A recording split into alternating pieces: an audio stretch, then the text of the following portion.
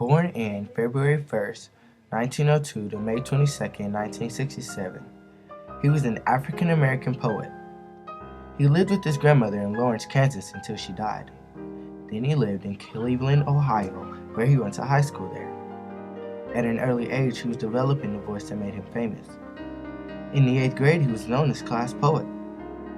Hughes entered Columbia University in the fall of 1921, a little more than a year after he graduated Central High School. But he only stayed a year. Meanwhile, he found Harlem. The Big C was his first volume of his autobiography. Langston Hughes has written so much in this time period. Some of his known pieces are April Rain, Song, As I Grew Older, Bad Morning, Children's Rhymes, and Cross. In 1942, during World War II, Hughes began writing a column for African-American newspaper, the Chicago Defender. Just like another regular American, money was a nagging concern for Hughes throughout his life.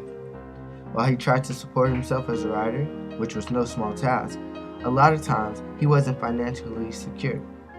Finally, in 1942, through his work writing the lyrics for the Broadway musical Street Scene, he was able to buy himself a house in Harlem, which was always his dream.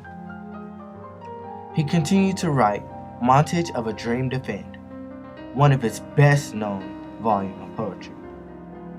On May 22, 1967, Langston Hughes died after having abnormal surgery.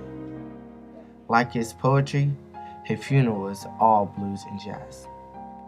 Now, my teacher told me to do this project. I picked Langston Hughes because of numerous reasons. For one, Langston Hughes is a writer. I love to write. He has shown me throughout all the adversity and everything, with the pencil and paper, you can overcome anything.